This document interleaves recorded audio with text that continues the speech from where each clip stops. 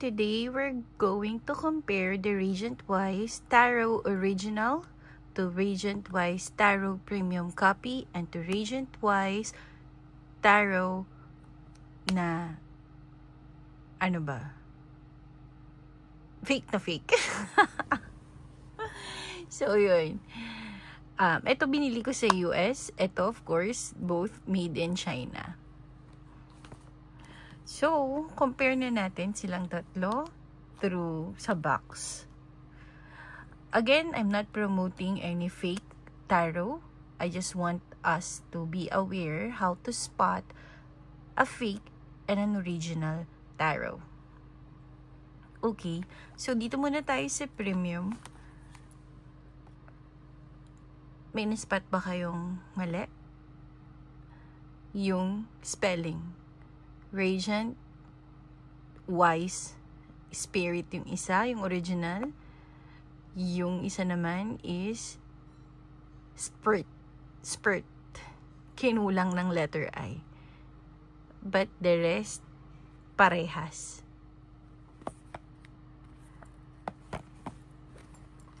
And then sa gilid, mas gold yung dito. At naka-bold. Dito naman is lighter. Even the image, lighter. Ay, hindi, darker to. Then, try natin sa kabila. Darker ito. Lighter naman tong isa.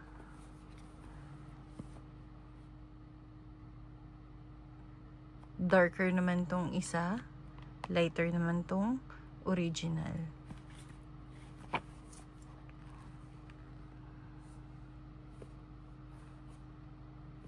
Okay.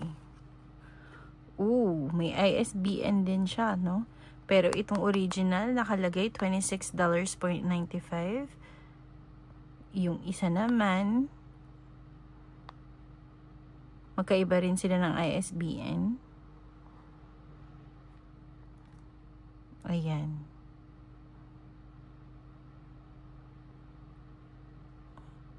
Tapos, malaki yung font ng sa baba. Dito naman, maliit.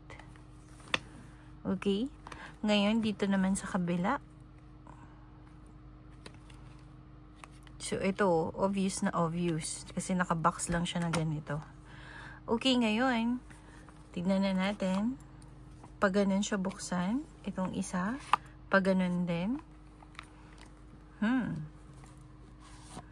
Punta na tayo sa cards. This is the original.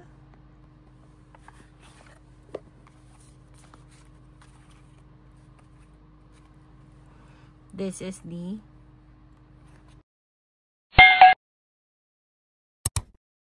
premium copy.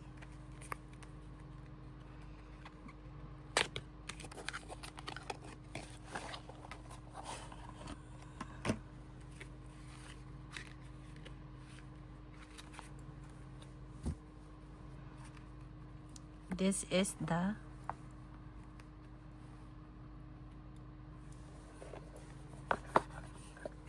other one.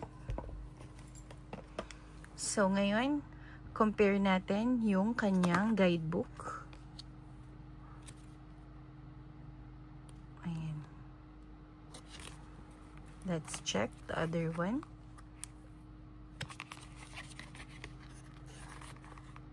Gold ito. Ito medyo brown. Ilang pages? 128 pages. 128 pages. Ito bilog na bilog. Sa original, medyo nakakat siya. Kita niya?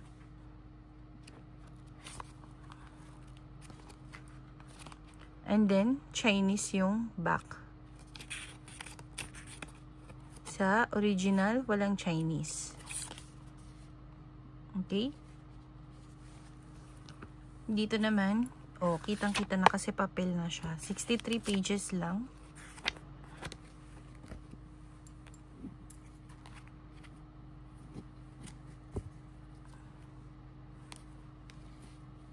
Okay. So, itong isa, na-copy niya na merong Los Carabeo.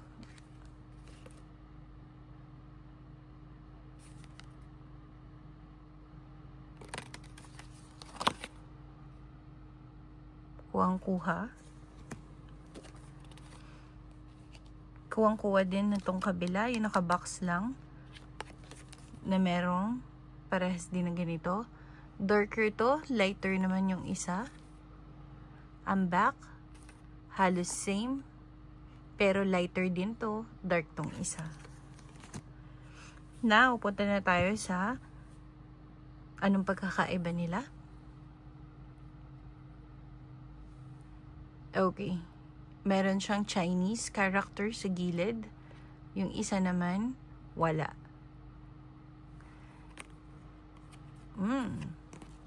Sa kapal, kuwang-kuha niya. Kuwang-kuha ang kapal. Grabe, halos same na same, no? May Chinese character lang to. Kung wala sigurong Chinese character to at nilakihan yung font, kuwang-kuha na niya. Parang mas kuha nitong isa, yung mas mura. However, mas manipis siya. But the quality, yung quality ng original at saka yung premium copy, almost same. Lighter lang tong isa ng kaunti, kung mapapansin nyo. Darker tong isa. Pero yung kapal niya, kuhang-kuha, oh. Wala lang siyang Los Carabeo sa harapan at saka yung isa. Ito, wala siya nito.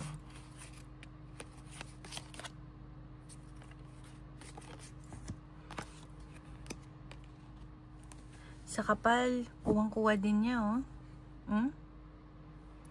Grabe, no? Lahat talaga na-fake na, diba? Hindi mo mapapansin. Mapapansin mo lang kasi may Chinese character siya. Premium copy. And this one is the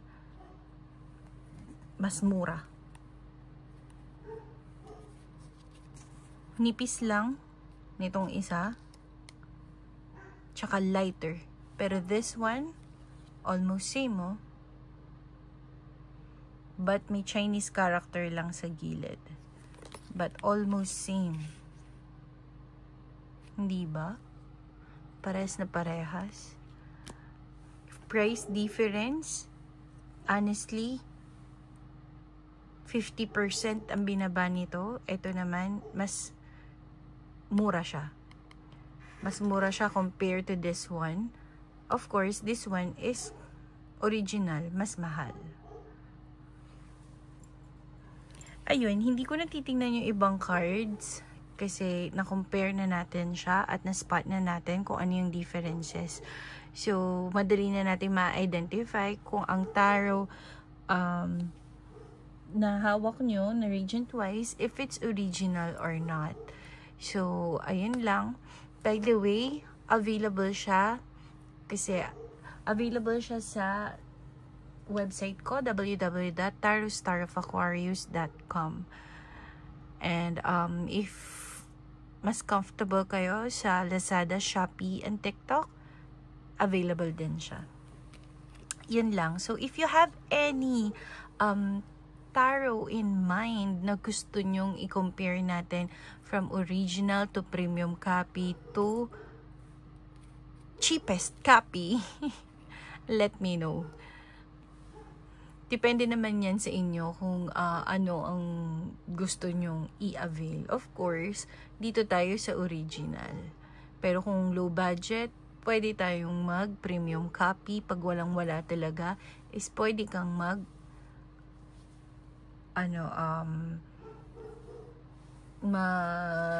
dito sa cheapest one. Depende naman yan sa tao. At least we spot what is the differences. Okay? See you in my next video. Bye!